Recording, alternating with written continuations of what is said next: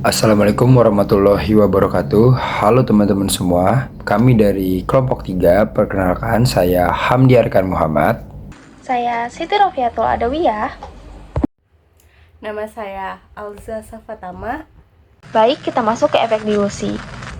Efek dilusi pada dasarnya terjadi ketika jumlah saham itu bertambah, tetapi laba perusahaan tidak naik sebanding. Akibatnya, saham yang tadinya memiliki jatah tertentu menjadi mendapatkan jatah lebih kecil karena labanya itu terbagi ke banyak orang. Nah, secara akuntansi tercermin di laba per saham atau EPS yang secara konsepnya itu EPS sama dengan laba bersih per jumlah saham biasa. Nah, apabila penyebutnya atau jumlah saham biasanya itu menaik tanpa diimbangi kenaikan laba, udah pasti EPS-nya turun. Nah, itu yang bisa disebut sebagai efek dilusi. Kenapa sih bisa terjadi dilusi? Dilusi itu terjadi karena jumlah saham atau penyebut naik, tapi laba tidak naik sebanding, atau bahkan tetap. Akibatnya, EPS menurun dan hak ekonomi per lembar saham mengecil. Nah, itulah kenapa dilusi bisa terjadi. Kenapa sih efek dilutif itu penting? Nah, efek dilutif itu penting karena yang pertama, mengubah cara mencari laba. Jadi laba perusahaan itu bisa aja tinggi, tapi kalau jumlah sahamnya bertambah, laba itu harus dibagi nih ke lebih banyak lembar saham, sehingga nilai per sahamnya sebenarnya lebih kecil. Lalu yang kedua, mengungkapkan potensi penurunan hak pemegang saham. Nah, kepemilikan tidak hilang, tapi porsinya mengecil karena ada tambahan saham dari konversi instrumen seperti opsi atau obligasi. Lalu yang ketiga, ada mencegah interpretasi kinerja yang terlalu optimis. Jadi, kalau hanya melihat laba atau basic EPS, perusahaan itu bisa terlihat lebih menguntungkan dari kenyataannya. Tapi dengan mempertimbangkan dilusi, kita dapat nih mendapatkan gambaran yang lebih realistis tentang kondisi perusahaan.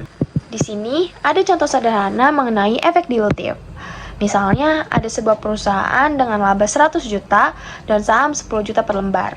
Jadi, tiap sahamnya itu mendapat 10. Lalu, di sini ada opsi saham yang dikonversi. Jumlah sahamnya naik nih menjadi 20 juta, tapi labanya tetap di 100 juta. Nah, ini tuh mengakibatkan tiap saham sekarang cuma dapat 5. Ini disebut dilutif karena nilai laba per saham turun.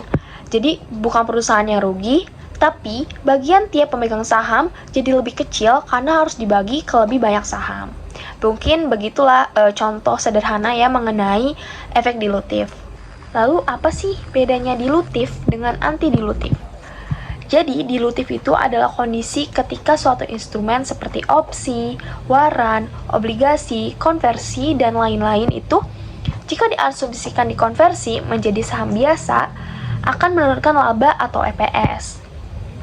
Nah, sebaliknya, anti-dilutif itu adalah kondisi ketika suatu instrumen dikonversi, itu tuh justru membuat EPS naik atau tidak berubah. Di sini ada jenis instrumen penyebab dilusi. Yang pertama ada obligasi konversi atau convertible debt.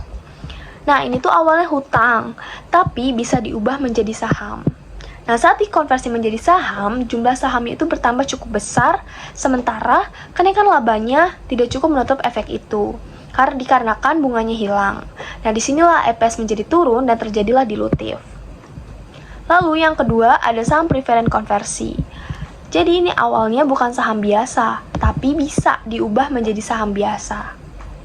Saat dikonversi, saham ini jumlahnya bertambah banyak, tetapi dividen preferennya hilang.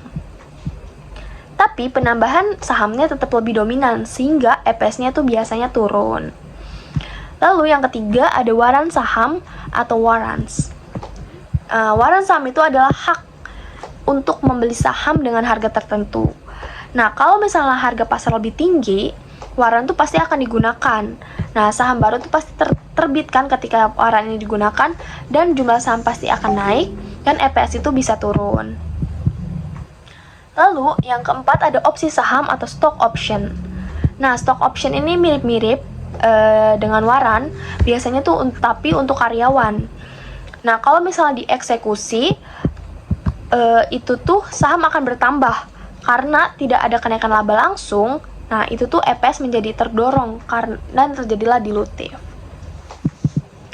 Lalu yang terakhir ada kontingensi saham atau contingently issuable shares. Nah, ini tuh adalah saham yang akan diterbitkan jika syarat tertentu terpenuhi. Misalnya, target laba tercapai. Nah, begitu syarat itu terpenuhi, saham itu pasti langsung akan bertambah kan tanpa tambahan laba yang sebanding. Nah, itu tuh akan menyebabkan EPS turun dan dilutif akan terjadi. Kita masuk ke utang dapat dikonversi.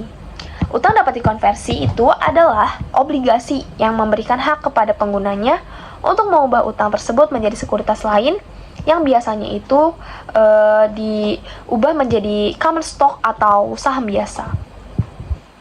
Instrumen itu memiliki dua karakter utama. Yang pertama sebagai utang. Jadi ada bunga dan pengembalian pokok. Lalu yang kedua ada sebagai opsi ekuitas. Jadi bisa dikonversi menjadi saham. Nah, alasan perusahaan menerbitkan ini tuh untuk apa? Yang pertama untuk meningkatkan ekuitas tanpa langsung menerbitkan saham biasa. Yang kedua itu untuk mendapatkan biaya pinjaman lebih rendah. Nah, kita masuk ke akuntansi convertible debt.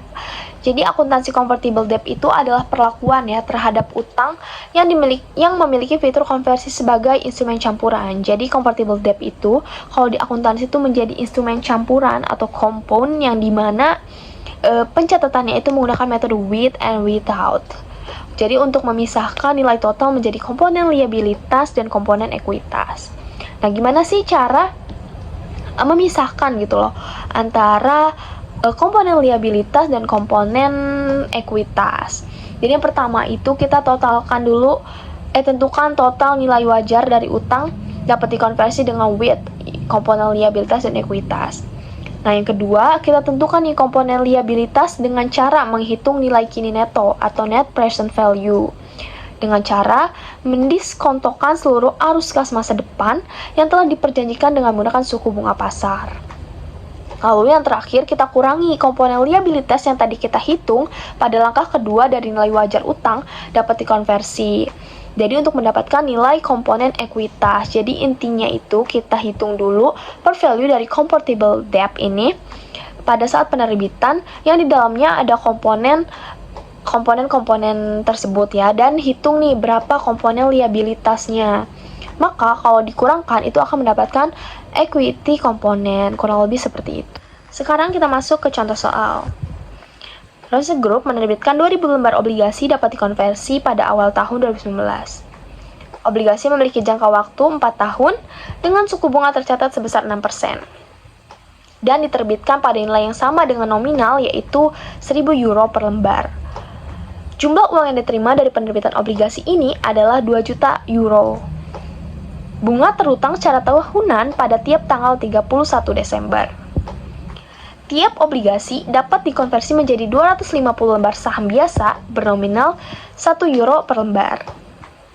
Suku bunga pasar atas obligasi non-konversi adalah 9%. Jadi kita mempresent value-kan dulu nilai utang yang 2 juta ini dengan 1 kali present value.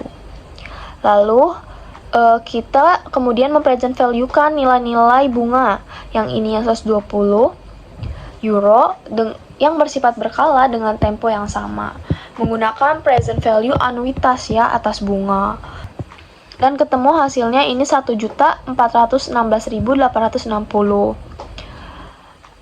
dan ketemu juga untuk suku bunga nilai-nilai bunganya yaitu 388.766. Lalu ketemu deh hasilnya untuk liability komponen yaitu 1.506.626.000. Lalu kita tinggal kurangkan deh dengan komponen nomor 1 yaitu 2 juta ini ya. Kita kurangkan menggunakan liability komponen ini dan ketemu deh komponen equity-nya yaitu 194.374.000. Nah, di sini ada jurnal pencatatannya seperti ini ya. Cash pada bonds payable dan share premium conversion equity. Cashnya sebesar 2 juta, bonds payable sebesar 1 805.606.000. Lancer premiumnya 194.394. Oke teman-teman, selanjutnya di sini ada saham preferred konversi, convertible preferred stock. Jadi saham preferred konversi ini adalah saham preferred yang bisa ditukarkan menjadi saham biasa sesuai dengan syarat yang sudah ditentukan sebelumnya. Nah, investor yang memiliki saham ini nantinya juga punya pilihan apakah tetap mempertahankan saham preferrednya atau mengubah menjadi saham biasa. Saham preferred sendiri ini biasanya memberikan dividen tetap kepada investor. Karena itu saham ini dianggap lebih aman dibandingkan saham biasa. Tetapi karena fiturnya konversi, investor juga punya kesempatan mendapatkan keuntungan yang lebih jika harga saham naik. Nah, adapun ciri utamanya yaitu memiliki dividen tetap, memiliki hak konversi yang masuknya nih ke dalam ekuitas bukan ke utang. Beberapa karakter penting dalam saham preferred konversi yaitu investor mendapatkan prioritas pembagian dividen dibandingkan pemegang saham biasa. Yang kedua, ada umumnya saham ini tidak memiliki hak suara dalam perusahaan. Yang ketiga, saham ini dapat dikonversikan menjadi saham biasa sesuai dengan ketentuan yang sudah dibuat. Selanjutnya ada jumlah atau nilai konversinya sudah ditentukan sejak awal.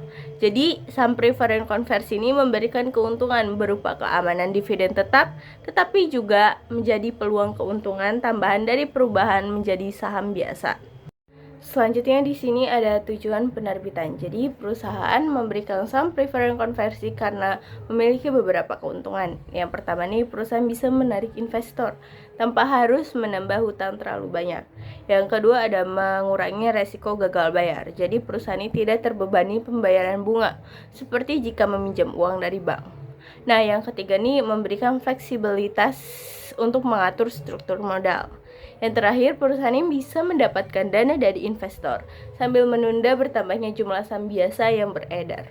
Selanjutnya kita ke EPS, earning per share, adalah laba yang diperoleh untuk setiap lembar saham biasa.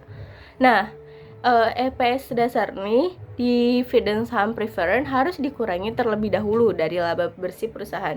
Hal ini karena laba untuk pemegang saham preferred ini tidak dihitung sebagai laba untuk mengurangi pemegang saham biasa. Rumusnya adalah laba bersih dikurangi dengan dividen preferred lalu dibagi jumlah saham biasa yang beredar. Adapun di sini EPS dilution. Jadi berbeda dengan EPS dasar, pada EPS dilution ini diasumsikan bahwa saham preferred sudah dikonversikan menjadi saham biasa. Akibat ada dua perubahan itu tuh dividen preferred tidak perlu dikurangi lagi dari laba bersih. Jumlah saham biasa menjadi lebih banyak. Karena jumlah sahamnya bertambah, biasanya nilai EPS-nya akan turun. EPS dilution ini digunakan untuk melihat kemungkinan terburuk yang terjadi pada laba per saham jika semua saham konversi benar-benar diubah menjadi saham biasa. Selanjutnya di sini ada metode if converted. Jadi dalam perhitungan EPS dilution ini digunakan metode if converted. Jadi metode ini menganggap bahwa konversi saham sudah terjadi sejak awal periode. Nah, jadi tidak ada lagi pembayaran dividen preferred, jumlah saham biasa bertambah sesuai resiko konversi.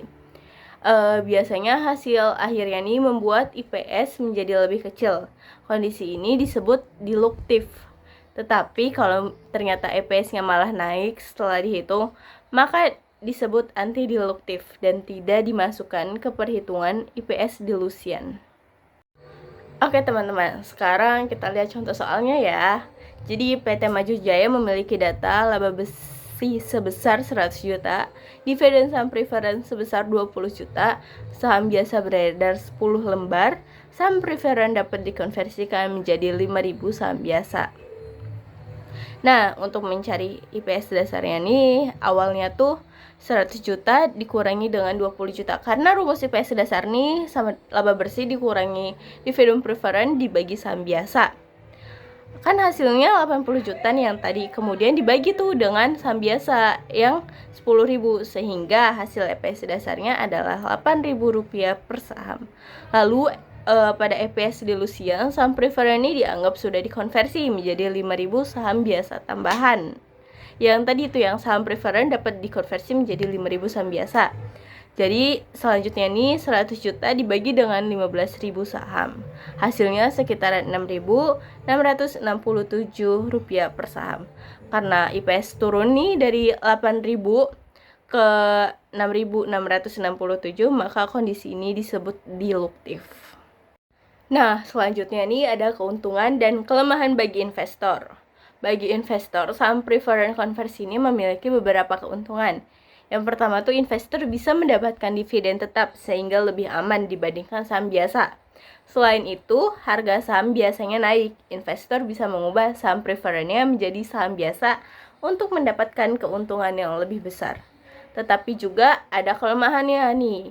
Dividen nih yang diterima biasanya terbatas dan investor umumnya tidak memiliki hak suara perusahaan. Selain itu, keuntungan dari konversi juga tergantung kondisi pasar saham. Kan tadi udah keuntungan dan kelemahan bagi investor. Selanjutnya keuntungan dan kelemahan bagi perusahaan. Kalau bagi perusahaan, saham preferred conversi ini memiliki keuntungan. Perusahaan bisa memperoleh dana tanpa menambah beban bunga. Selain itu, saham ini dapat menarik investor yang lebih berhati-hati atau konservatif. Namun ada juga kelemahannya. Jika banyak investor melakukan konversi, jumlah saham biasa akan bertambah, sehingga kepemilikan pemegang saham lama bisa berkurang. Selain itu, EPS perusahaan juga dapat menurun. Oke teman-teman, sekarang kita lanjut ke warren saham ya, stock warrants. Jadi, warren ini adalah hak yang diberikan kepada investor untuk membeli saham biasa pada harga tertentu dan dalam jangka waktu tertentu. Misalnya, harga saham di pasar ini lebih tinggi nih dibandingkan harga yang di warren. Maka investor kan akan tertarik menggunakan warren tersebut karena bisa membeli saham dengan harga yang lebih murah. Nah, selanjutnya kenapa sih warren ini penting di EPS? Karena jika warren digunakan, jumlah saham biasa akan bertambah. Ketika jumlah saham bertambah, maka laba perusahaan harus dibagi ke lebih banyak saham. Akibatnya IPS ini bisa turun, bisa dilusi. Karena itu warren termasuk efek yang berpotensi dilusi. Konsep dilusi sendiri pada warren ini jika harga pasar lebih dari harga pelaksanaan investor pada warren. Akibatnya jumlah saham naik dan IPS ini menurun. Ini disebut dengan diluktif. Oke teman-teman, sekarang saatnya kita ke contoh soal yang warren. Jadi PT Nusantara memiliki 2.000 warren saham dengan harga pelaksanaan 4.000. Harga pasar saham saat ini nih 8.000. Karena harga pasar lebih tinggi, investor nih kemungkinan besar akan menggunakan warren ini. Kita menghitungnya menggunakan metode treasury stock. Rumusnya nih, saham tambahan sama dengan warren dikurangi warren dikali harga pelaksanaan dibagi harga pasar. Yang hasilnya adalah 1.000 saham biasa. Tambahan saham ini nantinya dapat menyebabkan IPS perusahaan menurun. Oke, sekarang kita masuk ke materi akuntansi untuk kompensasi saham atau stock compensation. Kompensasi saham adalah bentuk imbalan yang diberikan perusahaan kepada karyawan, direksi, atau pihak lain dalam bentuk saham biasa atau opsi saham atau stock option. Tujuannya bukan hanya memberi gaji, tetapi menyelaraskan kepentingan karyawan dengan pemegang saham. Dalam akuntansi, kompensasi saham ini diatur dalam PSAK 53 berbasis IFRS 2. Tujuan pemberian kompensasi saham ini, perusahaan memberikan kompensasi saham untuk yang pertama, meningkatkan motivasi karyawan, lalu meningkatkan kinerja jangka panjang, mengurangi turnover karyawan, dan terakhir menjelaskan kepentingan karyawan dengan nilai perusahaan. Jadi akuntansi untuk kompensasi saham ini lebih akan membahas perusahaan memberikan imbalan berupa saham kepada karyawan, direksi, ataupun pihak-pihak lain gitu dengan tujuan untuk menyelaraskan kepentingan karyawan dengan nilai yang perusahaan miliki. Lalu ada jenis-jenis kompensasi saham. Yang pertama ada saham langsung atau restricted stock. Karyawan langsung menerima saham tetapi ada syarat atau vesting period. Yang kedua ada opsi saham atau stock option. itu adalah hak untuk membeli saham pada harga tertentu di masa depan. Yang ketiga ada share appreciation rights atau SIR.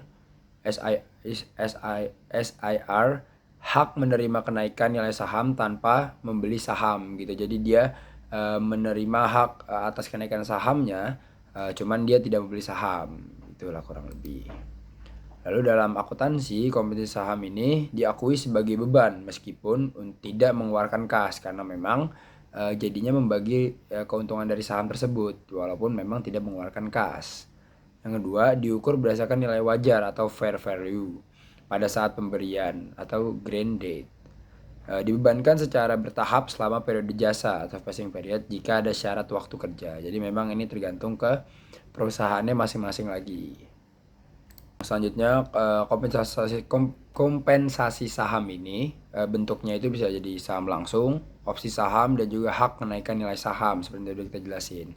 Dampaknya dapat mengurangi laba bersih, lalu meningkatkan ekuitas, dan dapat menyebabkan dilusi dalam EPS atau earning per share-nya.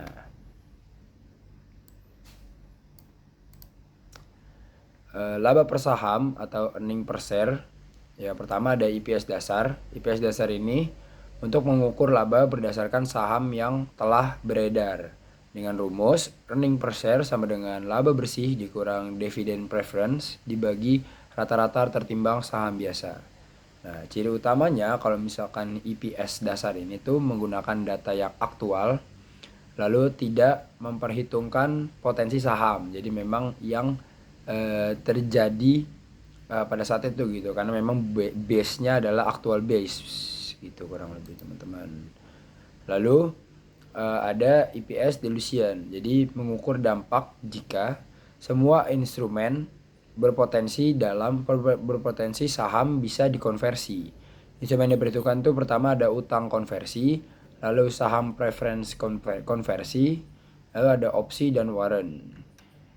Prinsipnya hanya instrumen dilutif yang dimasukkan dan juga menggambarkan skenario terburuk bagi pemegang saham biasa. Jadi EPS dilution itu seperti perkiraan atau skenario-skenario yang dibuat kepada para pemegang saham gitulah kurang lebih.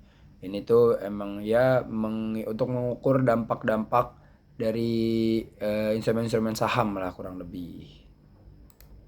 Nah, ini terdapat contoh soal dari materi ini. Yang pertama ada contoh soalnya.